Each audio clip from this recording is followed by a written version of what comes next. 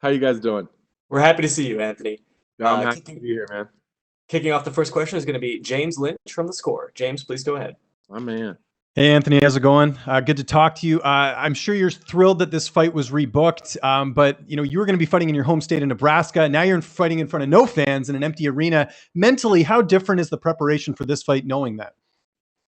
You just got to figure out how to kind of like move your programming around a little bit, just because more the date that messed it up. But obviously, I had to kind of get out of my feelings a little bit and back up and just you got to realize that this isn't anybody's fault, but you can't help but feel like, man, what is it going to take? Like, I've been busting my balls for over a decade trying to get to a point where I could headline a UFC event in my home state, but it's just you can't help it. It's just the world is the way it is. There's a lot of people that are going through a lot worse things, so it does sound very silly of me to complain about something like that because I'm still able to compete. I'm still able to do what I love for a living and support my family doing that. So at some point, I had to check my ego and just back up and just be fortunate for what I do have and what I can do. They almost need to add another fight on your record with the home invasion you had recently. And I know there was a really scary situation of what happened. When this all occurred, I know you weren't sure what was happening with the fight, but was there ever a thought of not fighting, perhaps just with something as, pretty scary as that situation? Nah, not really, man. That's just not me.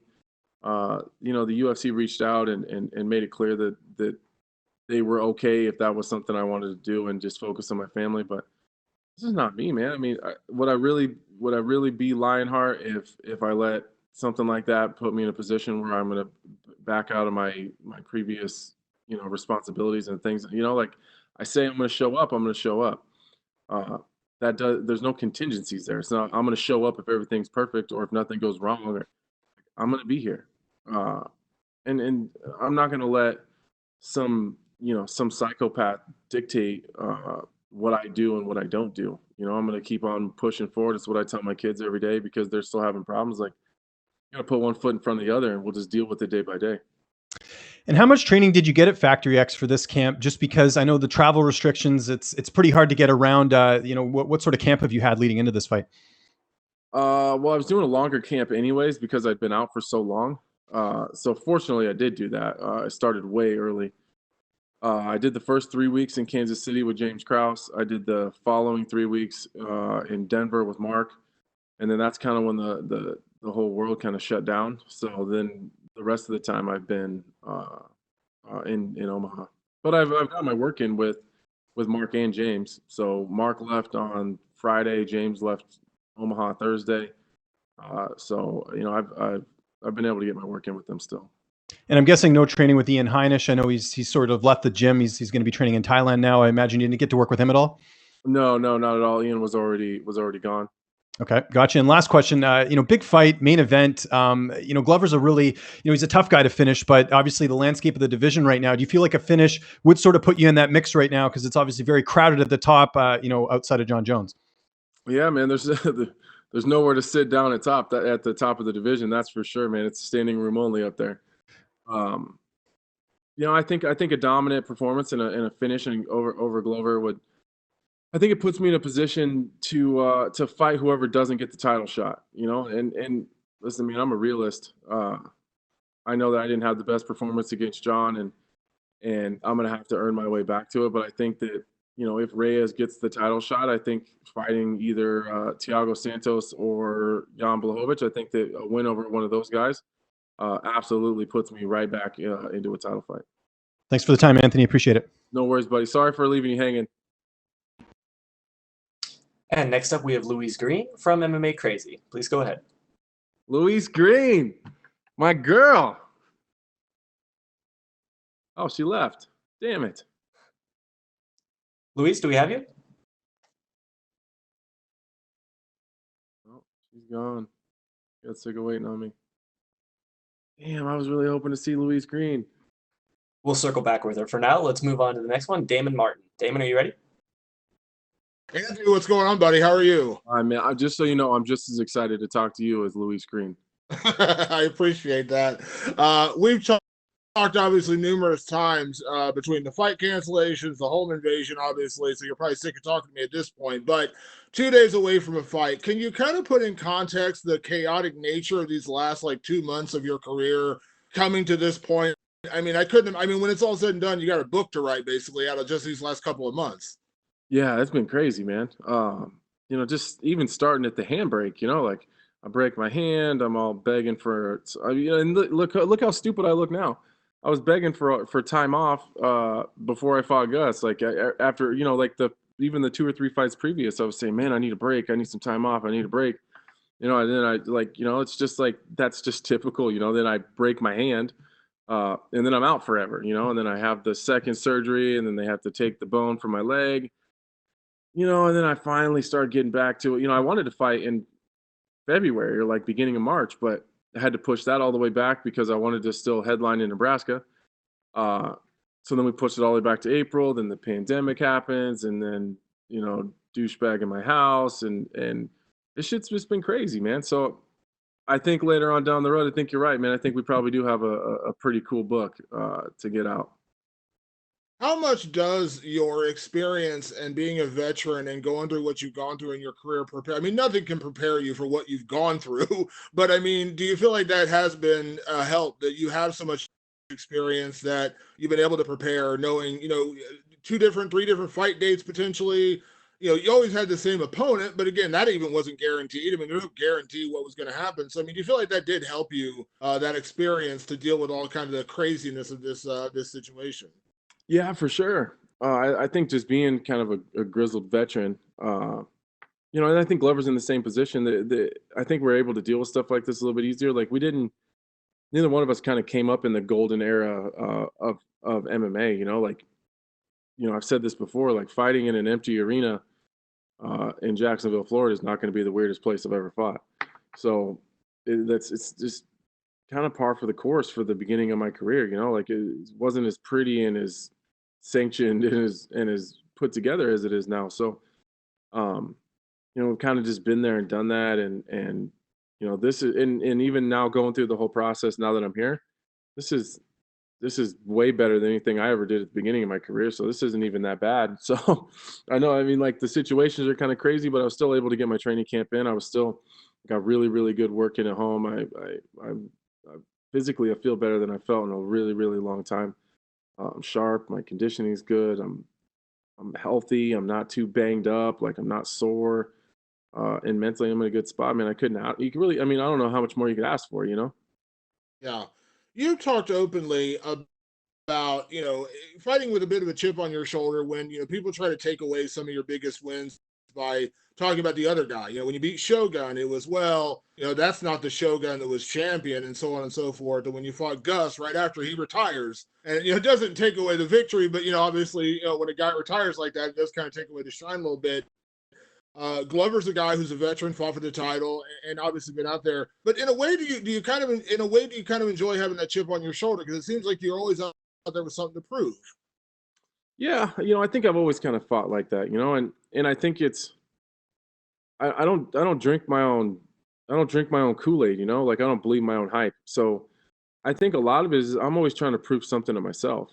Like I think sometimes, to be honest with you, there's a lot of times where I kind of feel like I don't belong. Like I just, sometimes it's shocking that I'm still here or that I've made it to this point. So it's always that, but it leaves me with this feeling of having to grind and continue to earn it and continue to push forward, because I shouldn't be here. I shouldn't be in this position. I'm a small town Nebraska dude that didn't have shit going for him, and I didn't even graduate high school. Like what sometimes it's like, what the fuck am I doing here? So I need to keep earning that and keep working towards that and keep making sure that no one's going to take that from me. So I think that's where the chip comes from, is making sure that I'm doing everything to stay here. And my last question, Anthony, now that you are, one of those media folks as well on the side when you're not fighting, but also the light heavyweight division, everything that happens in this division does affect you, because as you mentioned, if you go out there and be Glover, there's only so many options in front of you as far as opponents go. So I want to get your opinion. If you play matchmaker right now, like, do you believe it should be Jones Reyes too? Or in your mind, do you think maybe Jones Blachowicz makes more sense because it is a fresh matchup? If you're playing Joe Silva, or in this case now Mick Maynard or Sean Shelby, what matchup do you think makes the most sense for that title? I guess for me, when you start talking about what makes sense, I don't really know what makes sense, because I guess I'm not the UFC, so I don't know, like, financially what does that look like, timeline what does that look like. I think there's a lot of things that go into that. But who do I think deserves it? I think as much as it pains me to say it, I think Dominick Reyes deserves a rematch. I think that he did everything he's supposed to do. He went out there, he busted his ass, and gave Jon all he could handle it. And I think that if you ask 10 people, I think the majority of those people would say that Jon Jones lost that fight. On the flip side of that, I think Jan Blachowicz equally, well, maybe not equally, but he also deserves a title shot.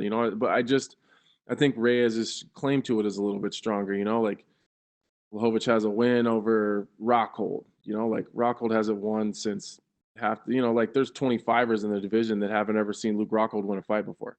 So it's been a while since that guy's done that. And he lost to Thiago Santos, who's also floating around up there. So he does have a good win over Corey Anderson. I will give him that. But I think the way that Reyes went in there and did what he did, I think that he had something stolen from him by the commission, and I think that he at least deserves the opportunity to right that wrong. And I also don't think that he will win the rematch. I think that was the best Dominick Reyes. I think that's all he has to offer. I think that's as good as it gets.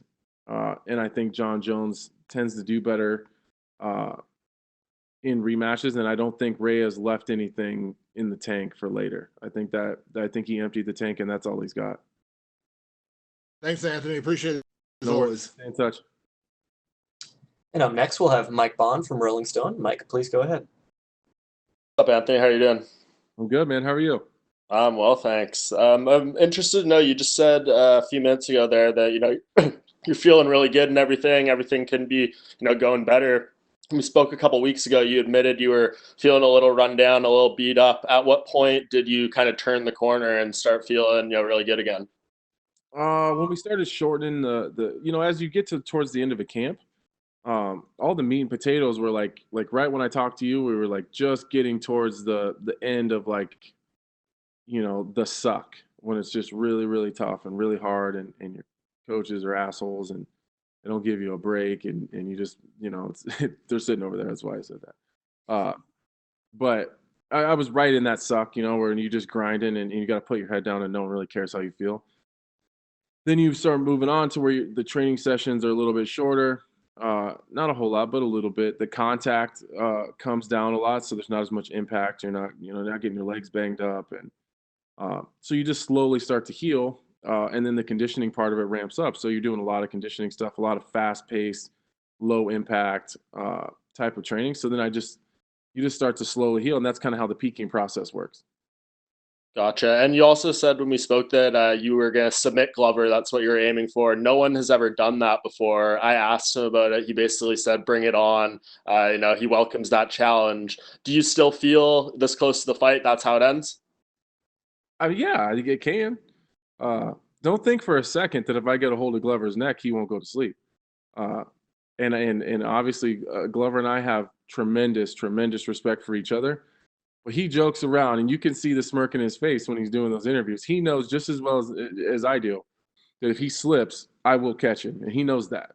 We have mutual training partners. We have mutual friends. We know some of the same people. He knows it, and I know it. And on the flip side of that, I know that if I slip, Glover can catch me. We're just two high-level dudes. But, I mean, if I could, that would be a nice feather in my cap to be the first guy to catch him in a submission. Absolutely. And last question from me. You mentioned talking about the matchmaking of the division a little bit, a possibility of a Thiago Santos rematch. If you look at your Twitter profile, your pinned tweet is still the post-fight from that night, February 3rd, 2018. Is there something about that particular loss? Obviously, you moved up to light heavyweight since and everything, but that you still keep it on there to remind you of? And would there be something special to having that fight back? Yeah. Oh man, I guess to everyone else, Thiago's he's the two-headed fire-breathing dragon, but Thiago is like, I don't know, he's like my mirror, kind of. I keep that tweet there because that was one of the lowest moments of my career, and I'm better than that. there's circumstances and sometimes things just don't go your way. It just doesn't. Sometimes it just falls, the cards fall in the other direction. So, but that's absolutely a fight that I want. And that's absolutely a fight that I don't think anyone else is asking for. So I think that's going to be go back and look at my career. When I got cut from the UFC in 2013, my first fight outside of the UFC was Josh Neer. It was a catchweight at 175 in the main event in BFC in Council Bluffs, Iowa. Josh Neer finished me in the 4th round. I changed a whole lot of things. I focused on getting better. I changed my mindset. I won 8 in a row to get back to the UFC. And on the 8th fight, I capped it off and I finished Josh Neer in under a minute. So that's how my brain works. Like, I'll come back to that. You know what I mean? Like, I had the fight and it went the way that it went with Thiago, but I know that I'm better than that, and I know that I can beat him. And I know that's what the fans want to see. And I'll circle back to that. And after that fight, I changed a lot of things and I got a lot better and I focused on a lot and I changed my mindset, and we'll circle back to that, and it'll be my next Josh Neer moment. Yeah, and I remember going into that Neer fight, we did an interview, and you said your biggest motivation was to prove something to Joe Silva going into that fight. Do you recall that as well? I do. Yeah, I do. And because that's kind of, Joe Silva was very much, what's the word I'm looking for here? He was very open about how he felt about people.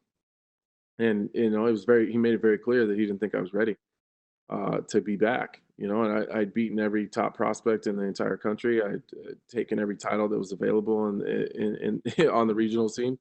Like, I didn't know what else I had to do. And circling back to that Josh Neer it's a very easy gauge of where I was and where I am now. Like, at least at that time, like, here's where I was when he beat me. I won all these fights. I won all these titles. I beat all these dudes that you said that were ready for the UFC, and then I beat him. And took those titles, and then we circled back to Josh, and then it was very easy to see how much better I had gotten in that, in that 2-year span or whatever it was. And that's kind of how I know it sounds silly, but that's just, if I have a failure, I'll try to fix it. I'll do the best I can, and I'll circle back and I'll do it again. Did you ever hear from Joe these days? What do you think he thinks of you now? I don't know. I would be curious. I'm sure Joe still watches fights, and he's a fight junkie, man. So I would be curious to know, though. For sure. Awesome. Appreciate it, Anthony. Best of luck. Thanks, man. Take care. And next up, we have Mike Heck from MMA Fighting. Mike, please go ahead. Anthony, how are you, man? I feel like we're getting very reflective here with this conversation because, and I'm not trying to link you with Jon Jones, but with everything you've said, I think people say that there should be a 30 for 30 about Jon Jones and what happened throughout his career. And to me, I think an Anthony Smith 30 for 30 or a documentary would be equally, if not more fascinating, considering what you have gone through in your career. Like, I know you're focused on Glover and the task at hand, but do you find yourself like, in reflective points, thinking back on your career, like getting that short notice call back with the UFC? Now you're about to headline your 5th consecutive event. You've had a title fight with Jon Jones. You're not a braggadocious guy, but do you allow yourself to reflect back on that and just feel grateful about it, because it's really an impressive story?